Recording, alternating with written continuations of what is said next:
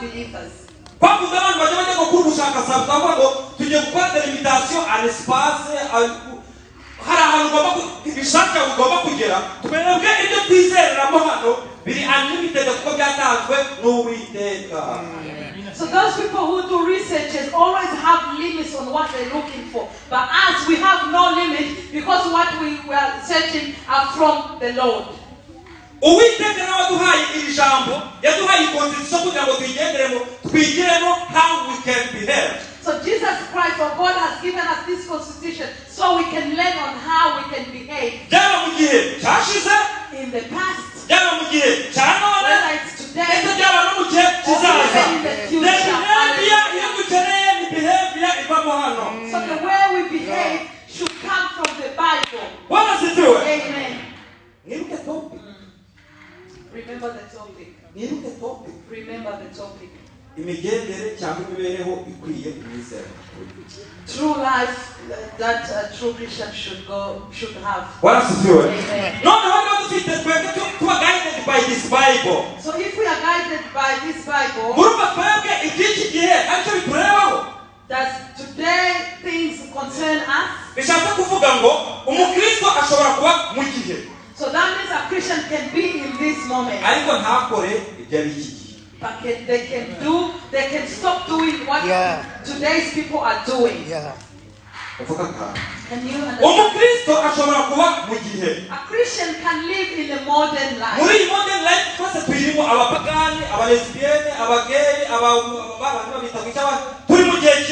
In this modern life, all those people are there, lesbians, LGBTQ. So we are all in the same era. But what shows the difference between them and them? We don't do what they do. The singer said, we all feel hunger like them. We all become poor like them. But we have something more.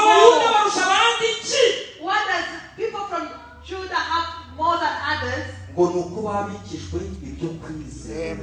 They were given to keep the natural Shabbat. So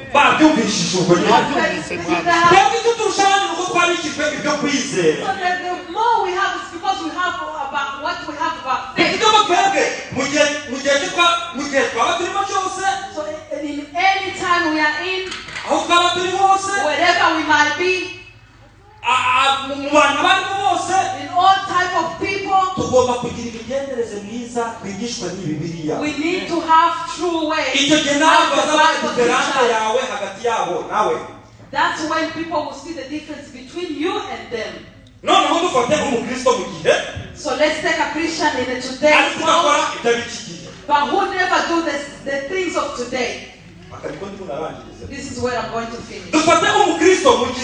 Let's take a Christian in this today's life who don't perform as today's people or today's generation. Do we understand this? You can be in today's modern world but not do today's things. But what type of time are we in as Christians? The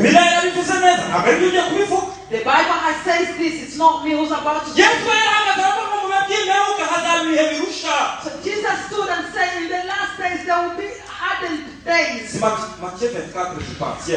It's in Matthew 24. In the last days there will be trouble. Nations will fight together. People will hate their own people. There will be lots of starvation. If you start seeing all those signs, know that Jesus is about to come back. So we can tell that Christians are standing in the last days. Christians, we are standing in the last days. Timothy, the first Timothy chapter 3 verse 1. 2 Timothy chapter 3 verse 1. He says in the last days there will be hard days. Can you imagine the days you are in? I'm talking about a Christian living in a modern world but not doing what the modern world does. Paul wrote to Timothy and said, in the last days there will be hard days.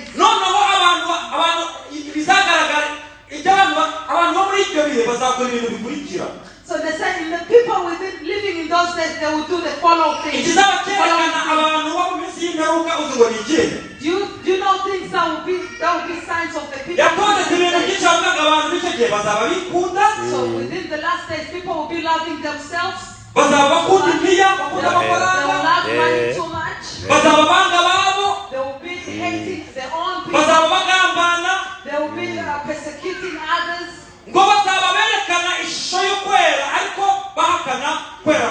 They will be showing a sign of holiness, but they are neglecting holiness. So these are the type of living Christians are living in today. They will wave their hands and sing. Satan said, let them sing, but they remain mine. Let them dance, but they remain mine. Let them call pastors and evangelists, but they remain mine. For them, they're wearing a white but their actions says no. Those are the last days people. A Christian to stay in today's world but not doing today's world actions. Let me ask you. When you see believers of today, don't you think they hate each other? ibintu birakomeye. The devil has entered in the church. The devil has entered the church. And they gave him a special chair to sit on. And they said, oh people, you are not afraid. People are not afraid to do wrong things. People are now hating each other while they're in church. People are not afraid of gossiping in the church anymore.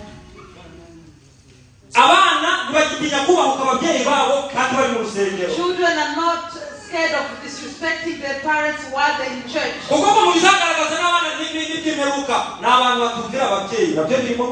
Even in one of the signs of people in the last days, children will stop respecting their parents. So all you children who are here, all the youth here, all our youth here, I would like to let you know this thing. If you don't want to understand your parents, your parents are the best thing that God gave you on earth. If you don't want to get what they are teaching you, if you don't want to understand what God is teaching you, the world, this earth itself, is going to teach you. And once the world teaches you, you will suffer a lot. You will suffer a lot.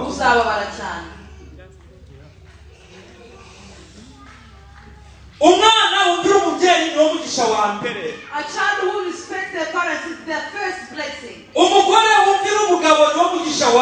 A wife who respects their husband is the first blessing. A husband who listens to the wife is the first blessing.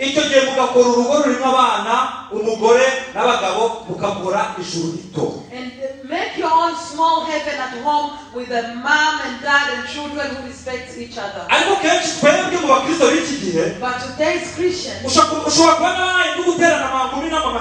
we might fight at tonight me and Mama Heaven. ariko ugasanga duhagararanye hano imbere tukubwiriza But ubutumwa. today we can stand together while preaching the word of niyo God. mpamvu nabwiye Mama Heaven ndamubwira ngo That's why I told Mama Heaven. Mama Heaven igihe nzajya gusenga njye kubwiriza If I am about to preach, ujye unyemera mvuga ngo ndambikire inganzo nsenge. allow me to put your hands on me so you can pray. Nukuri umugore wawe nakurambika inganzo wawe mukubise. So if a wife puts their hand on you and you have Nishamu za slapped kuvuga them that ushuguri. night, even the word of God, you will not be able to speak the word of God. Wa mugore nurambika ibiganza bya ku mugabo wagiye kuvuga ubutumwa. Wife, if you put your hand onto your husband about to preach, uzitwara ariko ngo uru abandi ni abagabo no kwigira amagabo rero. and you know last night you have insulted him, uzamurambika ikiganza. you will put your hands on him. Ijambo n'ababwiye byaswe mu Baroma likamwe. That's what I told you. What's in written in bavuga ngo Romans. kumugereka amakara yaka ku mutwe. It's like you putting charcoal on their head. byaba byiza rero tukagira ingeso nziza zikwiriye abihanye.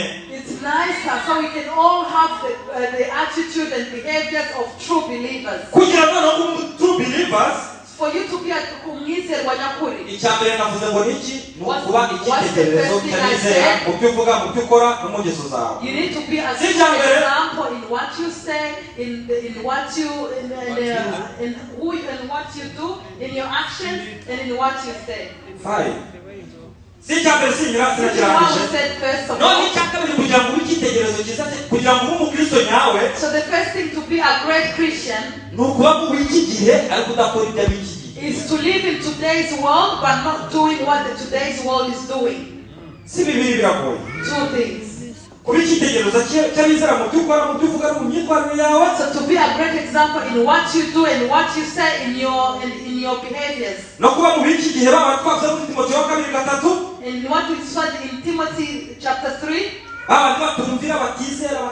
Those people who don't understand, who don't listen, those who don't understand. Be in this hard world, but don't do what this world is doing. In conclusion,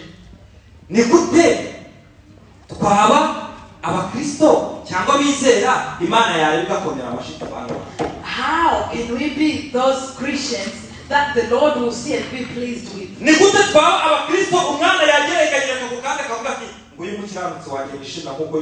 How can we be true believers to a point where God says this is the right Christian? Let's read Romans 12 to conclude. Romans 12 baravuga ngo soma baravuga ngo nuko bene data ndabinginga kubw'imbabazi z'Imana ngo mutange imibiri yanyu ibi bitambo. Yes, mutange wahageze pastor papa sico kimwe nuko bene data ndabinginga kubw'imbabazi z'Imana ngo mutange imibiri yanyu ibe ibimazi bizima byera bihimbara Imana niko kuyikorera kwanyu kogira ikimazi. Amen. Hallelujah. Bwana sifiwe. Amen. Naomba kuba kugira ngo umukristo muzima mu gihe cye ugakora ibyo Imana ishaka wabigenza gute? For you to be a true believer and do what you're supposed to do in your right time. Icyambere bavuze ngo kugira gute? First of all, what did I say? No gutanga imibiri yacu ho ibitambo bizima. Is to give your own body as a true sacrifice. No gutanga ho imibiri yacu ikaba ibitambo bizima. Is to give your own body as a kandi true ibitambo sacrifice. byera And a holy sacrifice. byiza The good ones bishimwa n'Imana. that are accepted by God. Amen. Amen. Bwana sifiwe. Amen. Niba umuntu agizwe n'ibice bitatu umubiri umwuka n'ubugingo. If a person is made by flesh, soul, and spirit. Thessalonians chapter 5 and verse 23. Niba umuntu avuga ngo umubiri ubugingo n'umwuka wanyu birarindwe bitazajyaho urubanza kuri wa munsi w'imperuka. If the Bible says, please keep safe your body, your soul, and your spirit, so you not have condemnation in the last day. Ushobora kumbaza ngo uyu mubiri wanjye nawe utanga kubaho igitambo gute? You can ask me, how can I give my body as a sacrifice? Umubiri wawe nugaburira ibiryo byinshi. If you overfeed your body, nugaburira ibiryo byinshi If you eat too much, uzareciprocating, you will give back. uzabyibuha, You get fat. uzabyibuha. You will get fat. bivuze ko twebwe turi ibyo turya. That means we are what we eat. umubiri wawe utanga igitambo rero So for you to give your body as a ni sacrifice, ukutawukoresha ibyo kamere yo irarikiye. is not to use the body of what your character asks. No, character. Sinful nature. Yes, Sinful nature. Thank you so urumva much. iyo ukayima ibyo kamere ishobora kuba yararikira, So what your sinful nature is asking you to do, you should not do that. ukavuga ati ibyo kamere yanga, So what my nature hates, ibyo umwuka yanga, what the spirit hates, nibyo kamere ikunda. that's what our nature likes. ugafokasinga gukora ibyo umwuka ukunda, So you should ukirengagiza ibyo kamere yanga. please do what the spirit likes and hate what the nature likes. Bwana sifiwe. Amen. ubutanze igitambo mu mubiri wawe. So that's the way. ikindi noneho ni ugukoresha iyi physical body mu gukorera Imana. Another way is to use this physical body in a ministry. umwuka wanjye ntabwo wahagarara hano ngo ubabwire ubutumwa, ahubwo uyu mubiri uhagaze hano n'umuntu uri kuvugisha My akababwira. spirit cannot preach you, but my flesh can preach you. icyo wakora cyose rero ni ugutangaho igitambo mu mubiri wawe kugira ngo Uwiteka ukore igishimisho Uwiteka, uba a pleasing sacrifice to God. So that's another way to use your body in doing things to make sure you're being a true sacrifice. aravuga ati noneho, And then he says, now, don't confirm yourself mu bantu b'iki gihe. ntiwigire nk'umuntu of today. don't confirm, ntiwihindure. ntiwishushanye n'ab'iki gihe. ntumere nk'ab'iki gihe. ntiwishushanye n'ab'iki gihe, Don't look like people of today. ahubwo uhinduke rwose. But please change completely. means either you confirm Biravuze ati guhinduka or you be transformed. cyangwa kwishushanya cyangwa guhinduka. ni ukuvuga ngo kugira ngo ube umukristo Imana ikeneye ubu ngubu, So to be a true Christian, ni ukwirengagiza kuba confirmed by the word, is to forget about being confirmed with the but to world. be transformed. Ariko ugahinduka. mu gifaransa bavuga ngo ni renouvellement de votre intelligence. In French they say it's the renewal of your wisdom, of your intelligence. renouvellement de votre intelligence. The renewal of your intelligence. mbabaza ikintu kimwe, Let me ask you something. umuntu arinewinga ikitari kiriho. Can someone renew something that wasn't there? ushobora kuba ufite inzu yawe ikaba ishaje, You may have a house that is old, ukavuga ngo ugiye kurinewinga inzu yawe. and then you can say you're about to renew. hari ubwo wisenya renovate ngo your wubake house. bushasha, Are you going to destroy and build again? or you are going to add something on it. Ugiye kongera akantu ku nzu. means niba wowe ugiye kurinewinga your mind, Nawe niba ugiye guhindura ibitekerezo byawe, kurinewinga mind yawe bizaba bifite purpose. for you to renew your mind should have a uzi purpose. purpose bizaba bifite ngo ni iyihe? Bizaba bifite iyihe ni mpamvu? ukugira ngo umenye icyo Uwiteka ashaka, Is to know what God ni wants. ukugira ngo umenye icyo Uwiteka ashima, Is to know what God is like, aricyo cyiza gikwiriye rwose. which is the true one that God pleases with. bishatse kuvuga ngo kugira ngo tube renewed every day, So this means to be renewed every day ni ukukonsulta Uwiteka iyi nani iyi Bible Uwiteka yaduhaye. is to consult the Bible given. nuyisoma buri munsi, If you read it every day, uzaba uri kurinewinga your you mind. will be renewing uko your ugenda mind. urinewinga your mind, As much as you renew niko your mind, uzagenda wumva ubushake bw'Imana kuri wowe.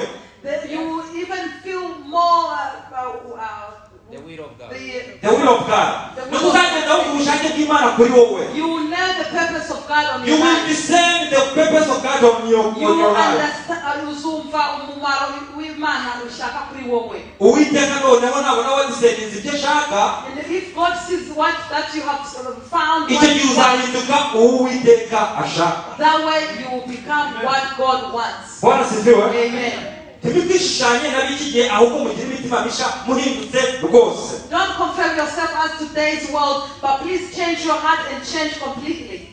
ni ukuvuga ngo abantu kugira ngo ube umukristo nyakuri ugomba kuba uhindutse rwose, For you to be a true Christian, you need to be transformed fully. utigereranywa na pateni z'ab'iki gihe. And people shouldn't compare you as today's generation. ahubwo muhindutse rwose. But be completed, be transformed completely. kugira ngo umenye icyo Imana ishaka kuri wowe, So that you may know the purpose of God on your kugira ngo life. umenye ubushake bw'Imana kuri wowe. So you know the reason of the purpose of God on your life. noneho umenye ubushake bw'Imana kuri wowe, Once you know the purpose of God on ibyo your muri life. Timoteyo bavuze uzakora contraire. So what is spoken in Timothy, you will do the different. niba bavuga ngo mu minsi y'imperuka tujye guhinduka, tujye kuba transform, So we are going to be transformed. mugiye gufasha tujye tubisubiramo. So please repeat musubize the after me. opposite that I'm going to say. So give me the opposite of what I'm about to mu tell you. minsi y'imperuka abantu bazaba basuzugura ababyeyi.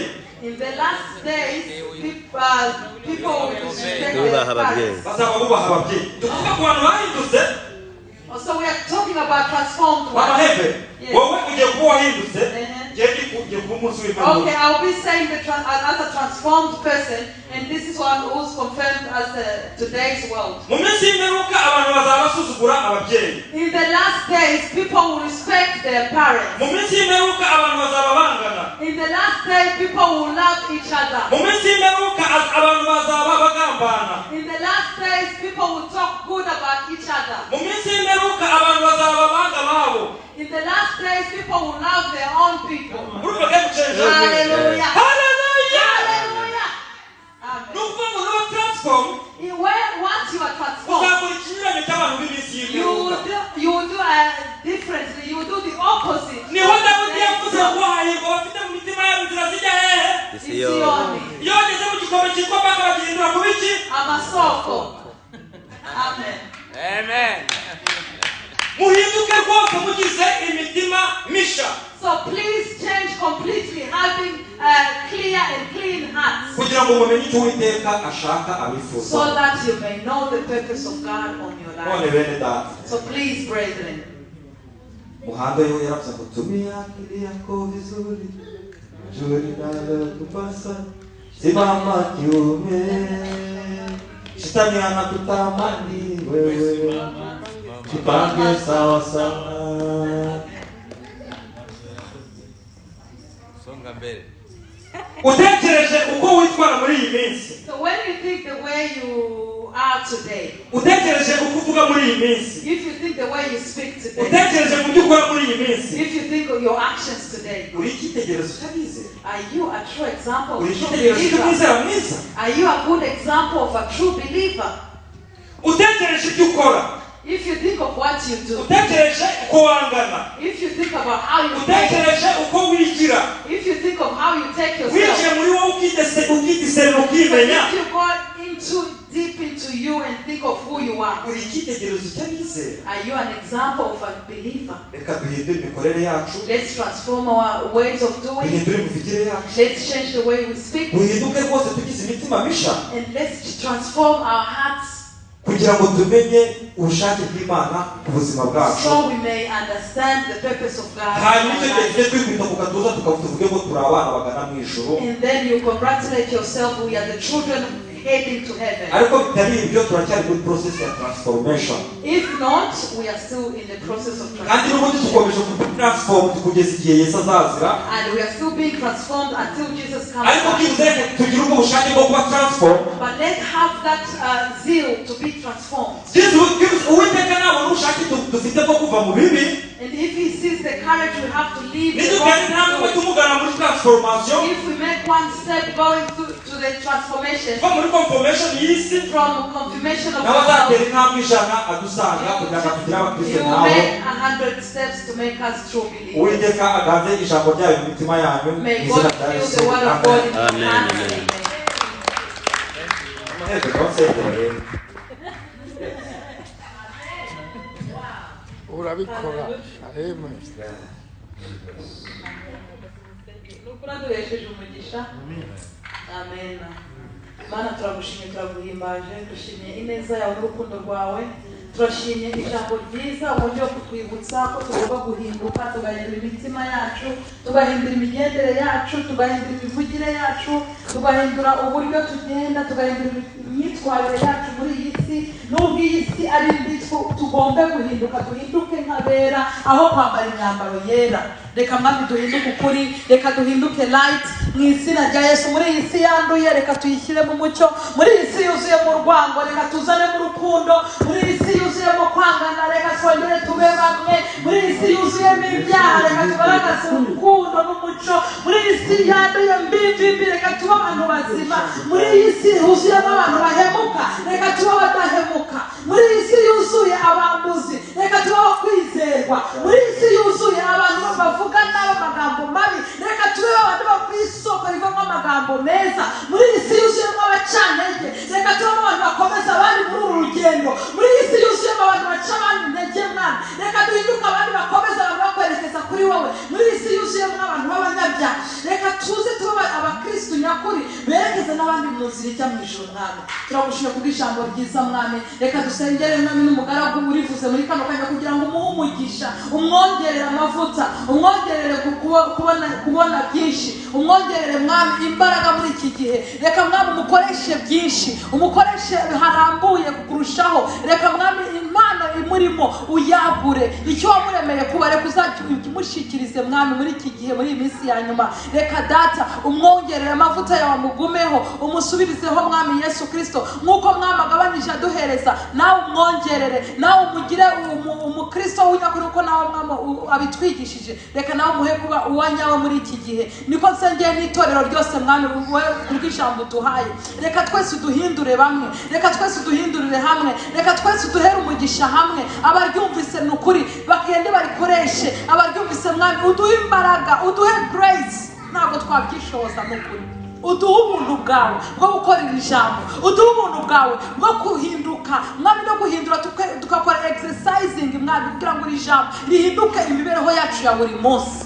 Urakoze data kumvise gusenga kwacu, urakoze kubw'ijambo ryacu, humugisha wariteguye, humugisha itorero ryose ryumvise ijambo ryawe, kandi mwami ijambo ryawe riherekeze rikore icyo ugomba ku buzima bwa buri muntu wese urahangaha. Urakoze kuri Imana nziza, ni mu izina ryawe Yesu tubisabye, amen.